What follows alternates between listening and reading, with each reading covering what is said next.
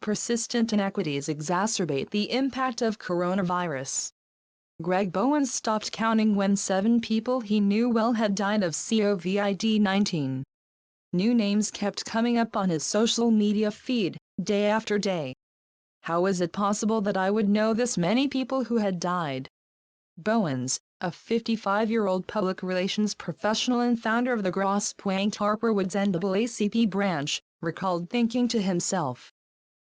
That was before Michigan's Department of Health and Human Services started releasing official data showing the racial breakdown of cases and deaths on April 2.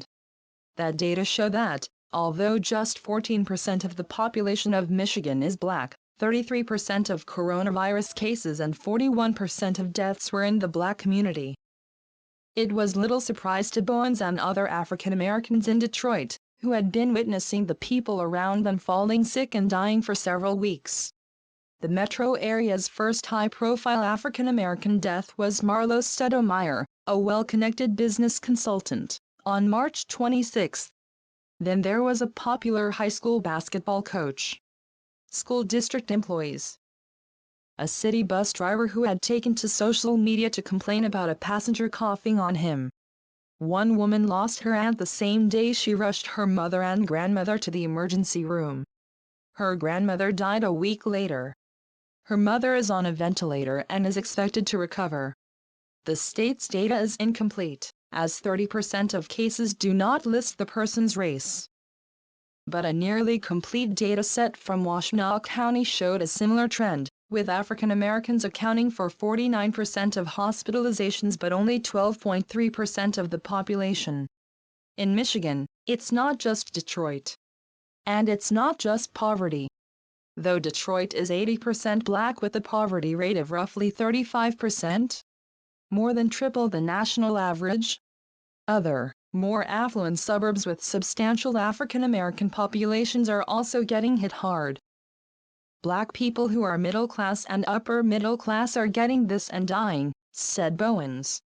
And the only thing that folks in Southfield, Detroit, East Point, Harper Woods and other places have in common is that they're Black.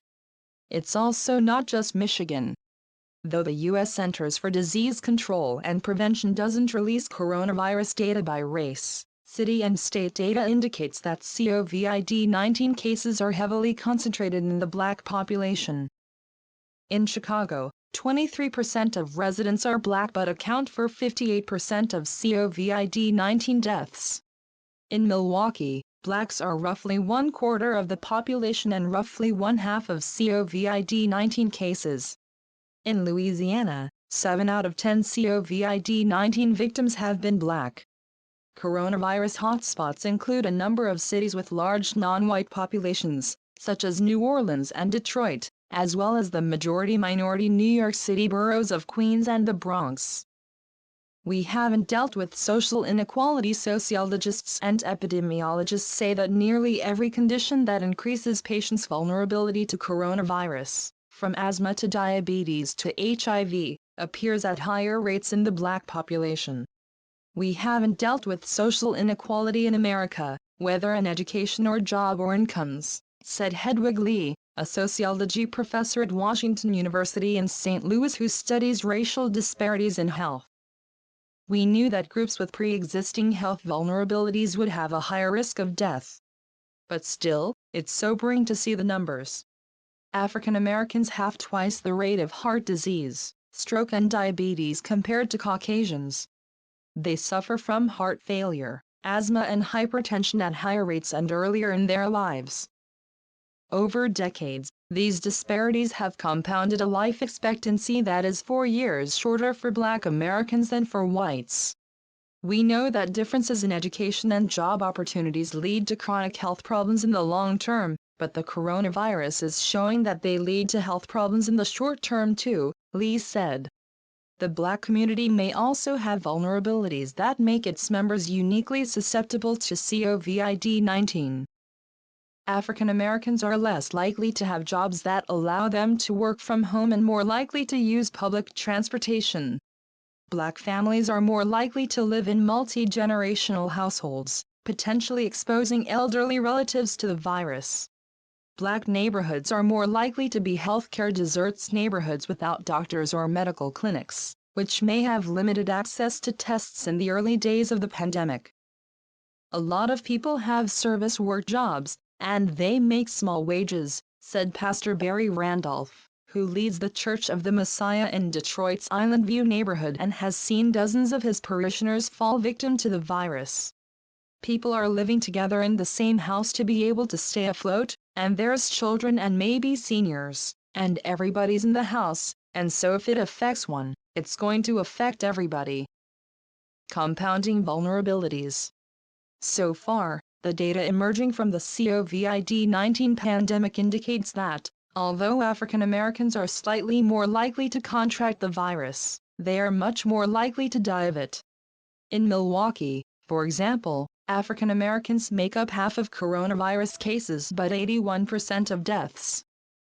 Residents of the Bronx, which is majority Black and Latino, appear to have roughly the same likelihood of catching COVID-19 as the rest of New York City, but twice the chance of dying. COVID-19 is a perfect storm for people dealing with a lot of adversity, said David R. Williams, a Harvard University professor who researches race and health.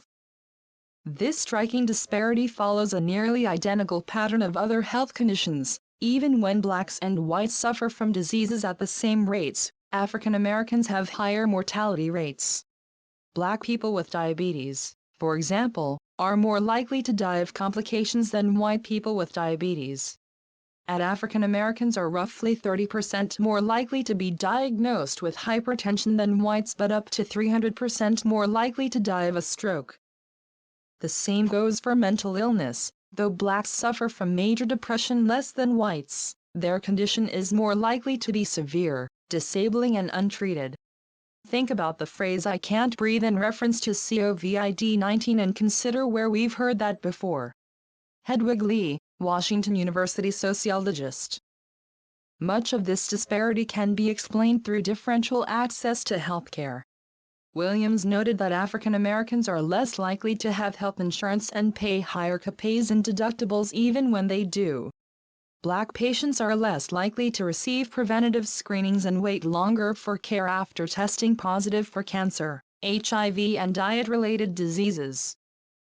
They are also more likely to receive care from doctors who aren't board certified. African Americans lack access to health care, and when they do get it, they get worse care, he said. Stress also plays a role.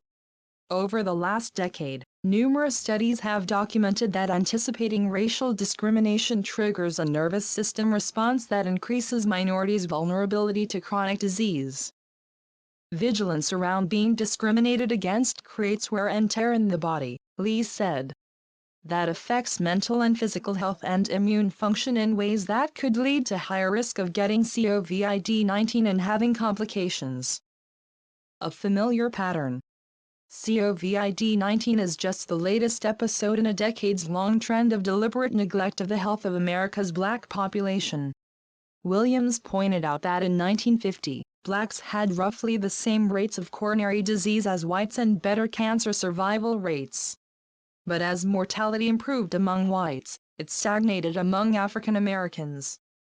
This is the result of a set of social policies working as designed, Williams said, noting that many of the cities with major COVID-19 outbreaks, Detroit, Chicago, Milwaukee, are not just heavily Black but also heavily segregated. Racial differences are linked to opportunity at the neighborhood level. African Americans are not doing poorly because of their genes, they're doing poorly because of the policies we've created that constrain their access to resources. Former Detroit Health Department Director Abdul El-Sayed said he hopes the coronavirus will encourage America to face up not only to its inequitable history and social policies but also to the fallacy of its ethos of rugged individualism. We have to get away from this behavioral agency frame, which says that the reason that some people suffer more than others is because of choice, said El-Sayed. Oftentimes we frame the narrative from a position of privilege, and the thing that privilege allows you to do is have a choice. And the thing about poverty is it takes the choices away. Bowens believes state and local governments must be more proactive and direct in their communication with African American communities. He wrote an opinion article calling on Michigan Governor Gretchen Whitmer to customize COVID-19 messaging and tactics, like using cell phone providers to deliver text messages and working with churches and urban radio stations. This is the result of a set of social policies working as designed. David R. Williams, Harvard professor. Solving the COVID-19 racial gap will also require a dedicated effort to document the disparity.